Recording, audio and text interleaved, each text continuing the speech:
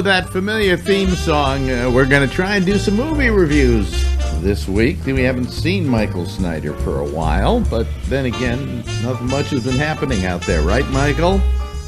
Yeah, not a hell of a lot, but we do have some new films, and they're going to start ramping up as the theaters continue opening across this great land of ours, if you will.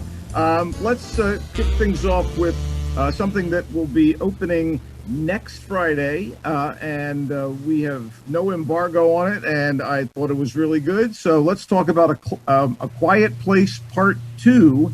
And for anyone who saw and was excited by the super creepy, incredibly effective sci-fi thriller A Quiet Place, there is a sequel with a little bit of prequel at the top.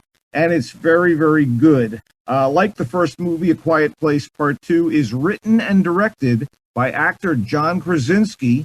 And the first one was the feature filmmaking debut for Krasinski. You know him, he's the star of The Office US and the Jack Ryan series. And as was the case then, the follow-up is it's totally assured, very effective movie. And I don't want to spoil anything for anyone who hasn't seen the first Quiet Place, and you should, scary movie fans. But I can at least tell you that what you find out right at the start is that killer aliens have invaded Earth. And as in the first movie, A Quiet Place Part 2 is about the small-town Abbott family, dad, mom, and the kids trying to save themselves from these monsters. Krasinski and Emily Blunt are the father and mother, actually husband and wife in real life, and they had great chemistry in the first film.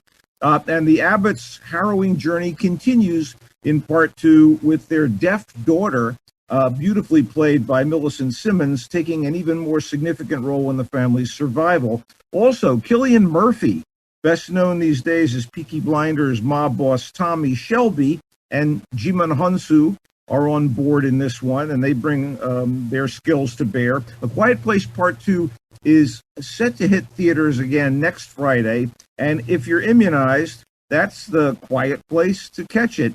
Although, as a Paramount picture, I'd guess it's going to show up in the Paramount Plus streaming service soonish. Really a satisfying movie experience for those of us who love sci-fi and horror. Okay. Sticking with horror and sci-fi, there's Oxygen.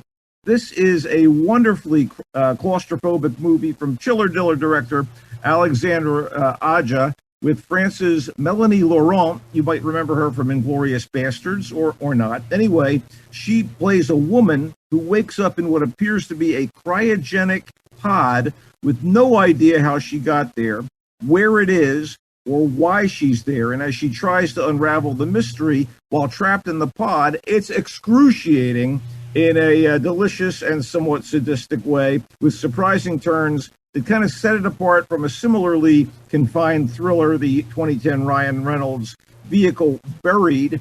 Oxygen is in French, so you will have to deal with subtitles, but it is totally worth it. It's available for streaming via Netflix. Speaking of Netflix, it must have been, God, when was it? It must have been, I guess a week or two ago, I got a chance to see Army of the Dead. And it's now going to be available on Netflix. It did a theatrical run for a week, and now you can see it on your streaming service of choice, despite the occasional heavy-handed humor and the kind of been there, done that flesh eating one gets with every zombie narrative these days. Army of the Dead ain't bad. It's even more significant since it's the first Zack Snyder production in the wake of his high-profile revision of the Justice League movie, which, by the way, is now available to stream on HBO Max. If you have, 6 hours? You're better off spending that time watching Army of the Dead.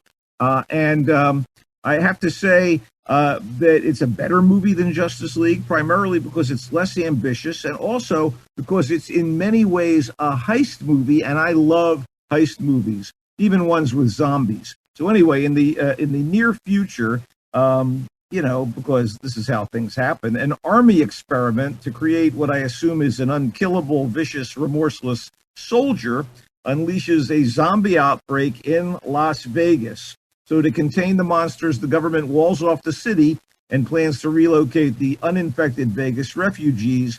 But a casino owner, the guy who's clearly, greed is good, hires a decorated survivor of the Vegas outbreak to bust back into the city with a crew of associates and recover millions upon millions of dollars from the casino's uncrackable underground vault.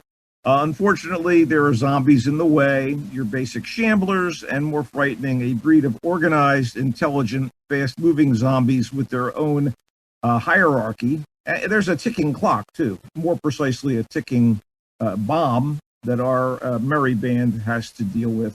So you get a Vegas caper headed up by Dave Bautista's hard-ass soldier turned fry cook, who dreams of one day having his own food truck, and a bunch of his old pals from the military and some mercenary types, and of course, his estranged daughter. You have to have more family stakes involved. It's a little on the long side, and story-wise breaks no new ground, but it's like Snyder's other work, visually potent, and it's a pretty good mix of two tried and true genres.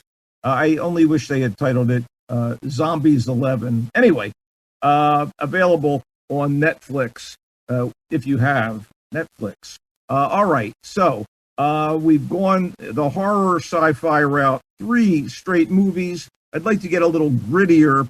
I like me a good film noir, and I found me a solid modern film noir from Australia with the title The Dry. It's an absorbing mystery set in a desolate but visually compelling location.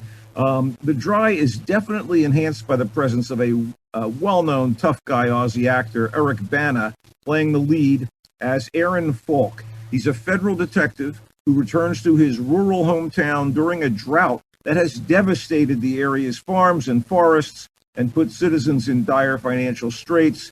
The reason for Aaron's visit is the funeral of a boyhood friend and that guy's wife and child. The dead man purportedly shot and killed his wife and child, only sparing their baby, then shot himself. But there are enough doubts raised about the crime that Aaron is convinced to stick around and help a local cop get to the truth of the murders. Unfortunately, Aaron is sort of a local pariah, having left town as a teenager after another tragic event that let loose all kinds of recriminations, and there are still loose ends that linger. So the past is woven into the story and is a considerable part of the movie's dramatic impact. The Dry, adapted by director co-screenwriter Robert Connolly from Jane Harper's best-selling novel, kept me guessing and even delivered some surprises along the way, ones that made plenty of sense in retrospect. I thought The Dry was pretty hot stuff. It's a dry heat. It's in theaters and also streaming via Amazon Prime and Google Play. The Dry. I thought it was good, man. And now I want to get to reality, but more horror, in fact. Final Account is another sort of horror movie. It's in the Never Forget department.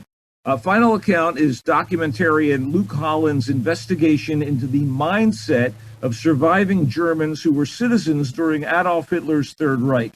This includes interviews with former Nazi soldiers and party members and regular civilians who may or may not have been complicit in the Holocaust. So you've got the talking heads from Hitler Youth members to SS officers to nurses and housewives, and they speak of their lives back then and the way they see the events of the past in retrospect. There are some shocking things said, and the interview sequences are interspersed with archival film footage and photographs that are as disturbing as you would expect. This and movies and books like this need to remain in circulation. Again, we can't ever forget what happened and what terrible things humans are capable of doing to one another for no sane reason. And Final Account focuses in on that. It's only in theaters at the moment, but it's sure to be streaming in the near future and just as effective as a home viewing as it would be in a theatrical circumstance. So that's basically the main thing movie-wise that we have. There are a few other movies, but, they were kind of disappointments, and I don't know that we should waste the time on them. What have you been watching? I'm trying to remember the name of it. David Fincher has a thing with cartoons on Netflix. And Love, Death, and Robots. Love, Death, and Robots, yeah. Very good. Very good. Have you seen it yet? Yeah, I am actually also very fond of that as well. I think it's a terrific, it's just beautifully done on a lot of levels. And I agree with you on that one. And there's 2 seasons worth of it, so that's kind of cool. And they're all short. They're all under 15 minutes. Yeah, considerably exciting because of their variety and, again, the brevity and different styles in each. The only style I don't like are the ones that are very photorealistic, because I know that what they did is they put guys in suits and they just had them run around and do the acting, and I don't consider that even computer animation. I consider it just CGI. But then there are some that are pure cartoony, and I love those. They were just terrific. Well, I have been having the must-see TV experience on Sundays over HBO. I've really enjoyed the back-to-back of The Nevers, which just wrapped up its first half season on HBO last week, which is kind of a mix of steampunk aesthetic and feminist philosophy or something. It's about Victorian women and a few men in London who are each given a specific meta-human ability when what appears to be a celestial event occurs. And I've been caught up in it, and it'll be back for a second half of its first season soon. And Mayor of Easttown, starring Kate Winslet as a working-class cop in a kind of rough area of the Delaware Valley, dealing with some ugly circumstances, and in fact, the murder and disappearance of various young girls in the area. And it's just been really addictive. I've come back to Mayor of Easttown week after week and been pleasantly surprised by how engaged I am in it. And also, the one other thing I've been watching, and now it's off for the summer, is a new Chuck Lorre show over on CBS called Be Positive, which I think is just terrific. It's brave, it's smart, it's all about a guy who needs a liver transplant. That's the comedy starts there. I mean, that is comedy. It's amazing. The guy Laurie is very brave in that he puts up with this sort of thing. That he challenges himself to try and take something, and then he meets up with he has a woman who moves in with him who's going to be the donor, and that's great. She's a Broadway actress. I can't remember her name now. Just terrific. And it's Thomas Middleditch, and the girl was the woman he plays opposite was on Masters of Sex for a while. She's really. And she was also on a couple of episodes of Younger, but she's just terrific. The whole show is terrific. But then he meets up with a girl. He had never had a real, had a wife, but he'd never really been the guy who dated a lot, and he certainly not going to be able to date with a bad liver. And he meets up with a woman who's dying of cancer, and the humor ensues. I mean, it's just amazing. Annalee Ashford is the name of the actress. Yes. Thomas Middleditch, by the way, has been accused of various hashtag Me Too-isms, but I don't know how that's played out. Well, and if the show's good. Apparently, Laurie has no intention of firing him. It's a great show. It's a really good show, and it has the only theme song on television that uses the word crap. So, I mean, it's just, I love what Laurie does. I love the way he tries to stretch the medium of comedy into areas that wouldn't normally be funny. So, anyway, let's play the theme and get the hell out of here, okay? We've been talking way too much. Tell them where they can find you, Mike. Tell them where they can find you. On Twitter at Culture Blaster, on Facebook at Michael Snyder's Culture Blast, and here on GABNet. Yep, and we'll see you again sometime soon as the coast is cleared. Thanks, Michael. And there's more GABNet coming right up, so stay there.